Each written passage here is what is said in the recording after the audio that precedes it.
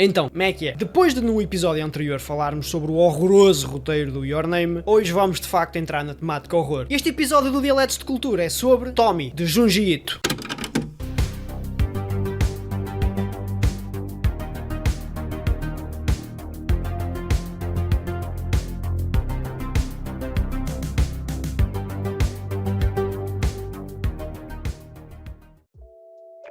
Bem, quando eu criei o Dialetos de Cultura, já foi com o intuito de não só revisitar as coisas que eu já queria revisitar, mas também para ler e ver coisas que eu já tinha interesse e que estavam a ganhar pó na minha lista. Os mangás que eu tenho aqui em casa e que eu nunca li são uma dessas coisas, nomeadamente o Tommy, até porque o Junji Ito é um mangaka super aclamado e querido pelas pessoas aqui no ocidente. Mas como eu não sou fã de obras de terror ou de horror, acabo sempre por chutar este tipo de coisas para canto e só quando o rei faz anos é que normalmente pego nelas. O Junji Ito é conhecido por ser o mestre do horror. Portanto, acaba por ser uma lacuna pessoal da minha parte em nunca ter entrado no trabalho dele como deve ser. O único contacto com o trabalho dele que eu já tinha tido antes de ler o Tommy foi um capítulo feito por ele que está presente no mangá Terror na Montanha, que foi lançado pela Sendai Editora aqui em Portugal. É inclusive um ótimo mangá, também está super recomendado. Mas voltando ao Tommy, foi lançado em Portugal pela editora Devir e está completo em 2 volumes. Eu não sei o quão atento é que vocês são a estas coisas e às redes sociais da Devir e tal, e também não sei se alguém da Devir vai chegar a ouvir este episódio, mas se porventura ouvirem,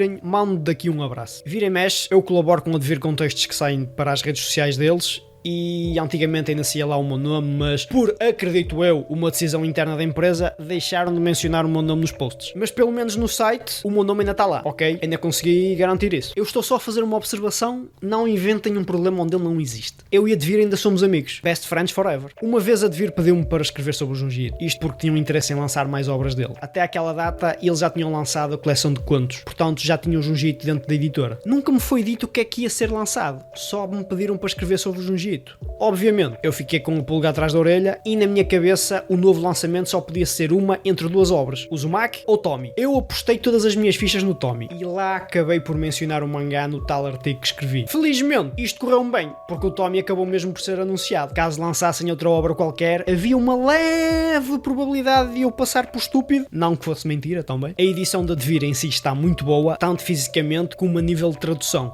Estão a ver as obras que a Devir lançou dentro do selo Tsuru? Prontos, segue exatamente a mesma linha de qualidade. Agora é a parte em que algum otário desse lado está a dizer: mas é claro que ele vai falar bem da Devir. Ele fez uma parceria com eles. Antes de mais, quero que tu, estimado ouvinte, que estás desse lado a dizer isso, te fodas, ok? Eu não estou a receber qualquer tipo de benefício por parte da Devir com este episódio. Mas se a editora quiser, só naquela, patrocinar este fantástico podcast, vou deixar aí o meu Instagram. Depois é só pedirem o meu número para combinarmos a transferência por MBWay. Bem, mas vamos lá falar da obra em si. Como é de praxe, aqui vai a sinopse. A Tommy é reconhecida pelos seus longos cabelos e pelo sinal que tem por baixo do seu olho esquerdo. Esta jovem desperta a paixão da grande maioria dos homens com que se cruza. Estes homens acabam por ficar apaixonados e, consequentemente, obcecados por ela, ao ponto de serem levados à loucura pelo amor não correspondido e acabarem assim por assassinar a Tommy em circunstâncias atrozes.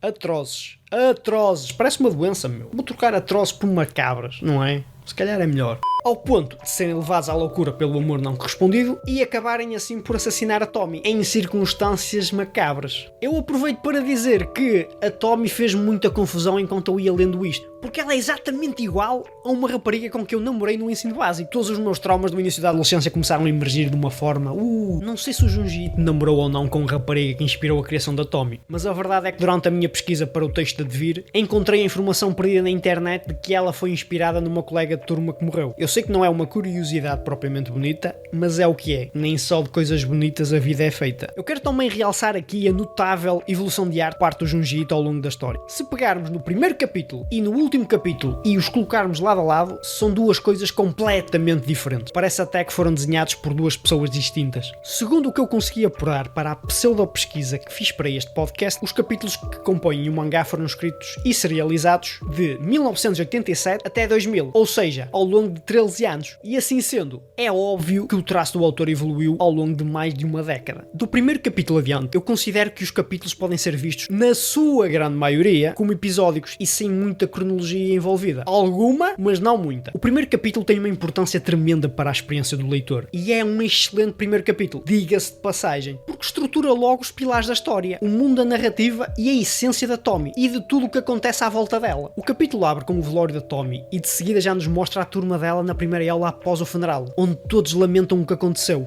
É-nos mostrado o professor a fazer um discurso sobre a colega, algo normal e expectável. Além disso, as páginas e o discurso começam a dar um contexto sobre a morte da Tommy, mencionando que a polícia está a investigar o assassinato e que o culpado deste crime macabro continua incógnito. A Tommy, além de ter sido assassinada brutalmente, teve o seu corpo cortado em várias partes, todas elas muito pequenas. Tão pequenas ao ponto de nem as autoridades as conseguirem encontrar na sua totalidade. A esta altura do campeonato, eu, que nunca tinha tido qualquer contacto com a história, pensei que o mangá seria uma trama sobre o que levou à morte da Tommy e todas as situações macabras e assombrosas que ocorreram enquanto ela estava viva. E digamos que eu estava redondamente enganado. Porque após o discurso do professor, tanto eu, que estava a ler, como toda a gente naquela sala de aula, fomos apanhados em contrapé. Isto porque a Tommy entra na sala como se de um dia de aulas normal se tratasse. Obviamente toda a gente ficou extremamente confusa e chocada. Afinal, ninguém espera que a colega morta apareça às aulas, muito menos na primeira aula da manhã. Mal por mal, lá ficava a dormir mais um bocadinho, não é? A esta altura da história, já toda a gente está a entrar em parafuso, o que é até normal. Afinal, no melhor dos cenários,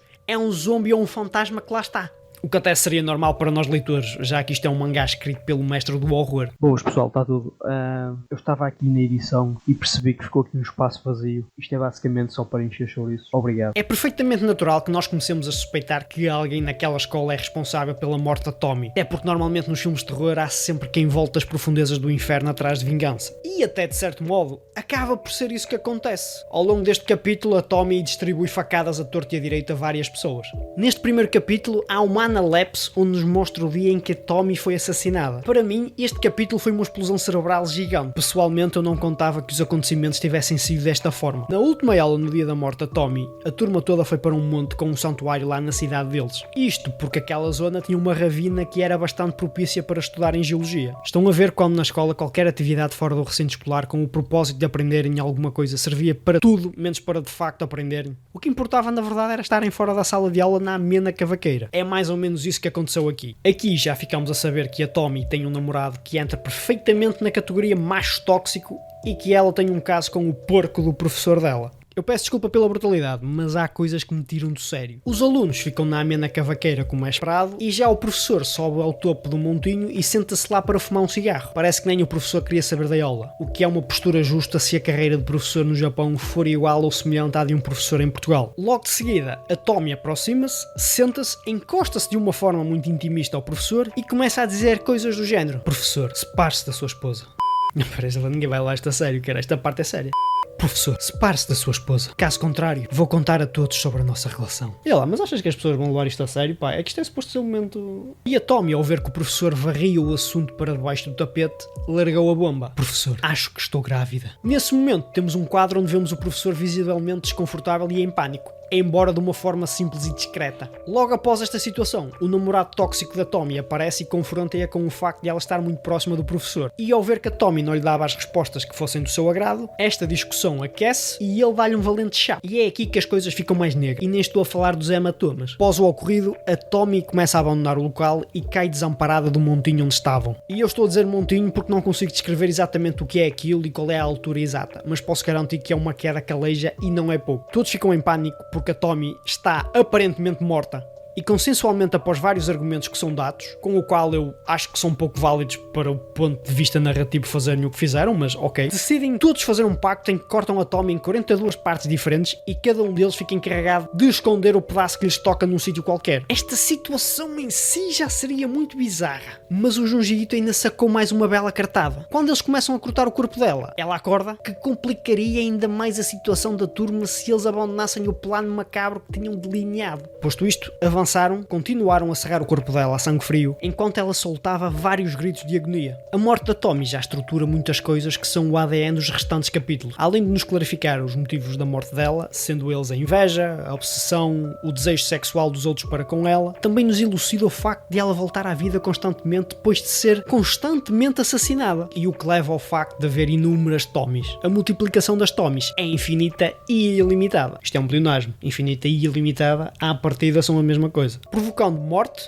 dor e insanidade a inúmeras pessoas, na sua grande maioria homens. Todos os capítulos que estão neste mangá podiam perfeitamente ser vistos como scripts para um filme feito pela A24, porque a base deles é tão rica em tanta coisa que facilmente se faz um filme de 1h30, 2 horas. Eu sei que já houve algumas adaptações feitas para cinema no Japão, mas não sei até que ponto é que elas são boas, nunca as vi. Uma coisa que eu ouço recorrentemente sobre as obras do Junji Ito é que elas ficam sempre com um final um tanto quanto em aberto, e este mangá corrobora essa afirmação, o que para mim não é um problema ou algo incomum, afinal os filmes de terror muitas vezes ficam sempre com um final em aberto ou algo do género. Como já mencionei alguns neste podcast, a obsessão é a principal temática desta obra, quer da parte dos homens a nível sexual e emotivo para com ela, quer da parte dela e para com ela a nível da sua necessidade de atenção e de ser o centro do universo da vida dos seus amantes. E é exatamente esse amontoado de obsessões que constantemente leva os homens que ela encanta a assassiná-la. O mangá Tommy é uma representação inquietante da imortalidade e da beleza corrupta, e eu considero que seja uma leitura obrigatória para os fãs de terror psicológico e do estilo característico do Junji Ito. Se me perguntarem se fiquei com interesse em mais obras do Junji Ito, depende, mais ou menos. Eu tenho interesse em Uzumaki, mas não sei se me vejo a ir muito mais além disso. E muito sinceramente, acho que só vou ler Uzumaki se for lançado em Portugal. Mas isso sou eu não sou propriamente um fã de histórias deste género. No entanto, o Junji Ito conseguiu-me fazer não só ter interesse, como me fez gostar. Além de, claro, fez-me dedicar um episódio do Dialetos de Cultura a uma obra dele. Por isso, vão ler Tommy, está mais do que recomendado.